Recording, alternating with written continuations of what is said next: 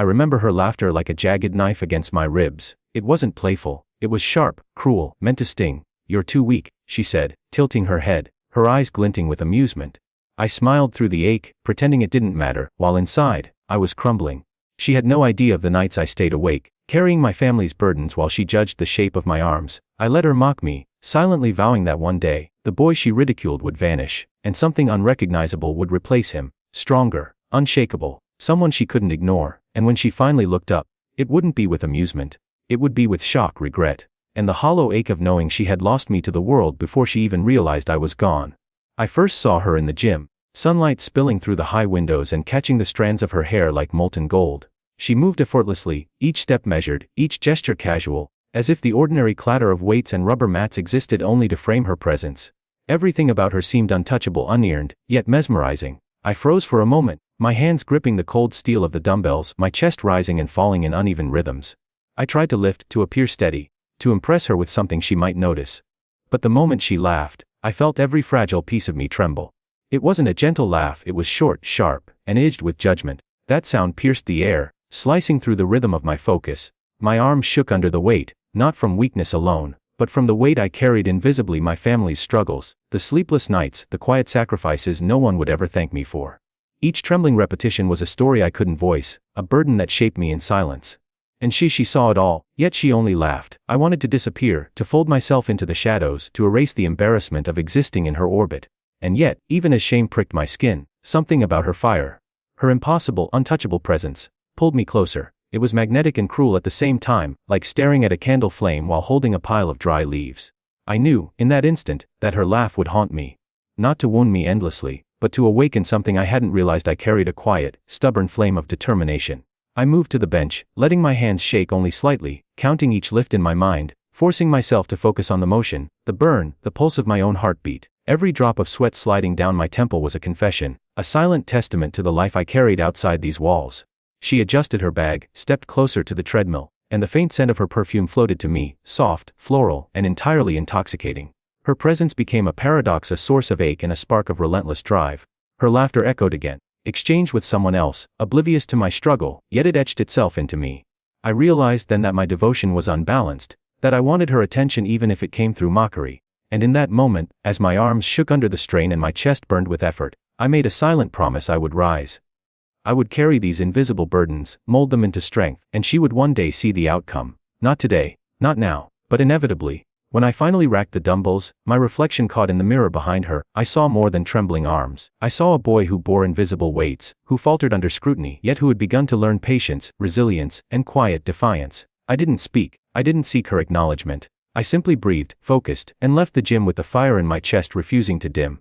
That first glance, that first laugh was a spark. And from that spark, a silent journey began, one she could never understand and one I would see through in silence, until the day I would be undeniable. We began to talk slowly, awkwardly, like two people learning a language neither of us had spoken before.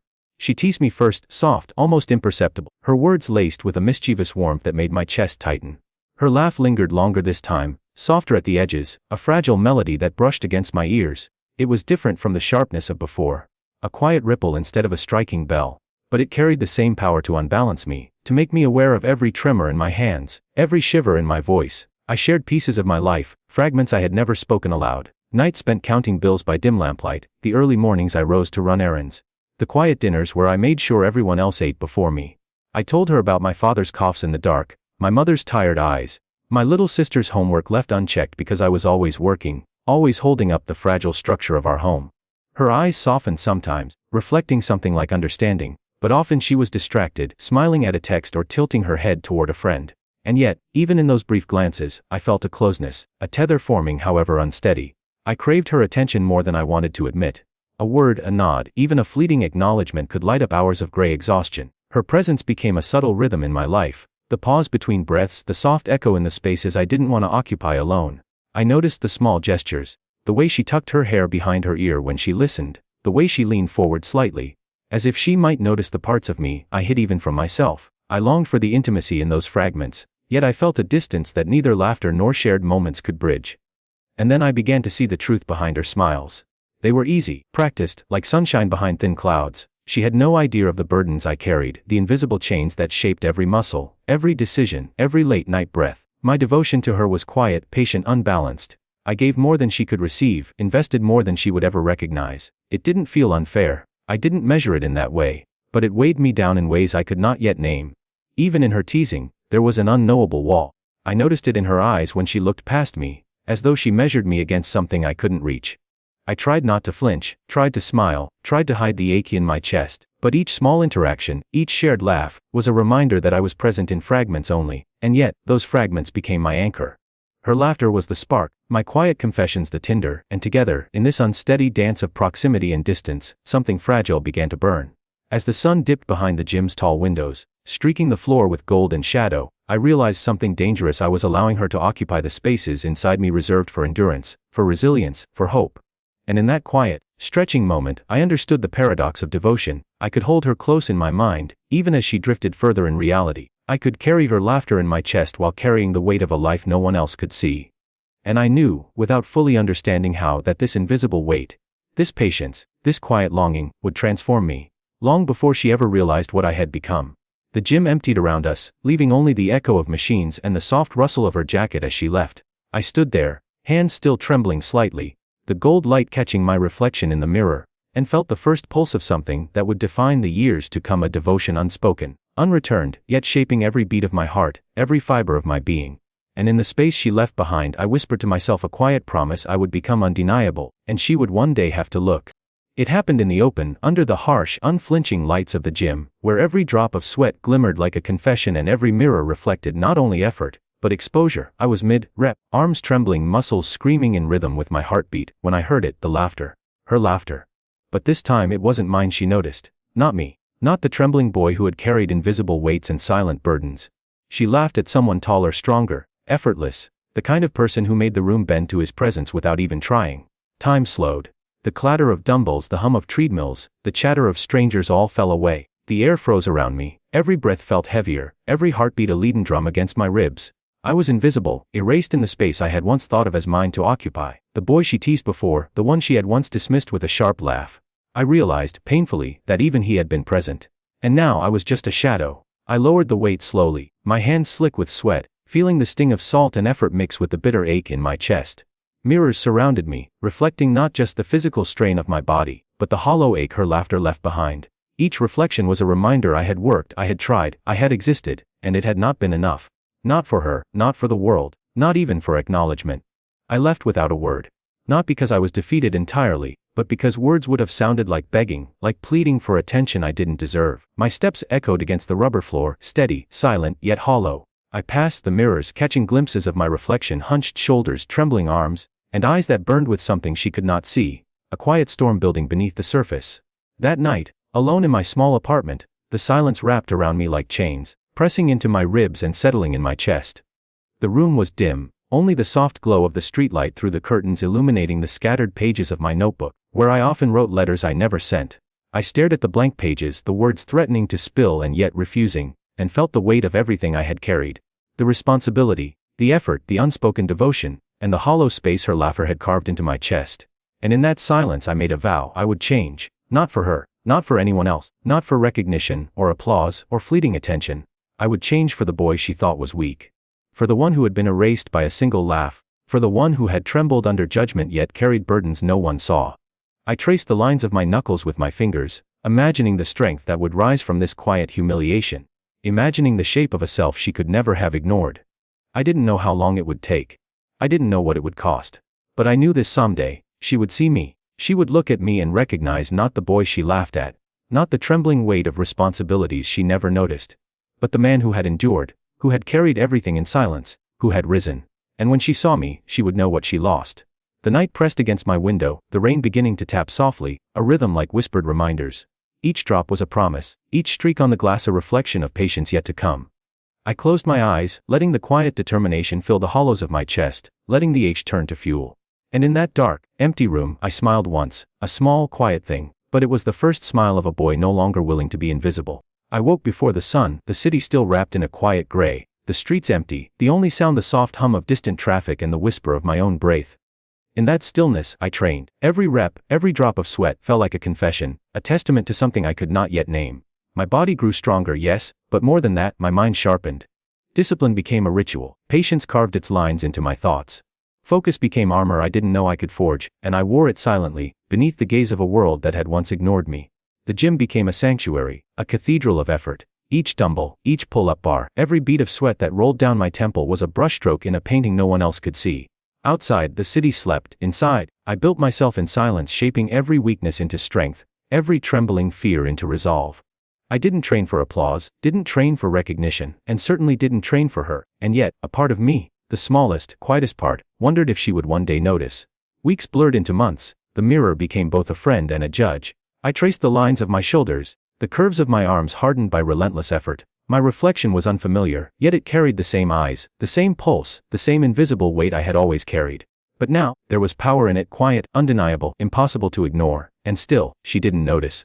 Change is subtle. It creeps in through the smallest cracks, through hours of repetition no one else witnesses. She laughed, she spoke, she existed, but for weeks I was still invisible. Then one evening, in the soft glow of fading sunlight streaming through the gym windows, I felt it, a pause. A hesitation in her words, a flicker in her gaze. You've changed, she whispered, uncertain, like she was afraid to name what she saw. My chest tightened, not with pride, but with something quieter, sharper, vindication without spectacle. I smiled, polite but distant, letting her glimpse the strength I had built quietly, letting her know without saying that the boy she had mocked no longer existed. She leaned forward slightly, studying me, searching for the cracks I had once offered so freely. I didn't give them. My shoulders stayed square, my jaw firm. The distance between us was tangible now, measured in silence, in restraint, in the undeniable presence I carried like a shield. The man she faced owed her nothing. She had no claim over the hours I had endured, no ownership of the sweat and quiet determination that had rebuilt me from the inside out. And yet, in her faltering eyes, I saw a ghost of something she could no longer touch: regret. I left the gym that evening as the city lights flickered on, painting the streets with pools of gold and shadow. The air was cool, carrying the faint scent of rain yet to fall, and with each step, I felt the distance between us deepen. I carried the quiet satisfaction of invisible victories, the kind that no applause could honor. My reflection in the glass of the front doors lingered for a moment, strong, steady, untouchable. And in that moment, I understood something essential: transformation is never for someone else. It is for the boy who once trembled under mockery, the boy who carried burdens no one saw. It is for the life you forge in silence, the strength you cultivate when no one is watching. She noticed me now, but only because the change could no longer be ignored. The man I had become was mine alone, and the boy she had laughed at was gone forever. We met one last time in a small cafe, sunlight spilling through the tall windows like molten gold, painting the tables and chairs with streaks of warmth. Dust motes floated lazily in the beams, catching the light like tiny stars suspended in the air. She sat across from me, hands clasped around a cup of coffee, her posture tentative, as if she were unsure how to exist in the same space as someone she once dismissed. The sound of clinking cups and murmured conversations became a distant hum, a soft background to the tension stretching between us. She reached slightly forward, as though the air between us could be bridged by touch alone. I didn't move. I let the silence grow, heavy with recognition, thick with the unspoken truth of everything we had been and everything I had become. Her eyes searched mine, flickering with something fragile. Remorse. Longing. I couldn't tell. It didn't matter. I had no need to close that gap. My life had moved beyond her laughter, beyond her judgment. The boy she mocked no longer existed, replaced by someone she could no longer touch, someone who owed her nothing. I studied her, framed in golden light, the soft glow catching her hair and the faintest curve of her lips. There was intimacy in the moment, yes, but it was a quiet intimacy, the kind that reminded you of closeness once shared yet impossible to reclaim. I thought of the nights I had carried my burdens, the weight of responsibilities no one noticed, the silent victories forged in sweat and solitude. Every hardship had led me here, to a place where I could sit across from her and feel nothing but calm, steady clarity. She opened her mouth, words hovering on her lips, but I didn't wait. There was no need for explanation, no need for confession. I didn't want to humiliate her, and I didn't want to invite her into the life I had built quietly. My reflection in her eyes, a boy once timid and trembling, now a man unshakable, was enough. I watched her struggle to understand, watched her trace the invisible lines between us that had grown too wide to cross. The golden sunlight framed her hesitation, and I felt a strange mix of pity and peace. I rose from the table, the chair scraping softly against the floor. She stayed seated, frozen, the afternoon light tracing the contours of a face that no longer had power over me. My steps echoed in the quiet cafe, deliberate and measured, each one carrying the weight of everything I had endured, everything I had survived. I felt the freedom of a heart no longer tethered by mockery, no longer seeking approval, No longer vulnerable to the whims of someone who never truly understood me. Outside, the world was muted with the softness of early evening, shadows stretching long across the streets. I inhaled deeply, tasting the faint hint of rain in the air, a promise of cleansing, of quiet renewal. She watched me go, but I didn't look back. She had already seen enough, seen the boy she underestimated transform into the man she could never claim. Some victories are quiet, some revenge is subtle, and some justice comes without words. And as I disappeared into the golden streets, I knew the only thing left for her was the memory of what she had ignored, and the unmistakable presence of the man I had become.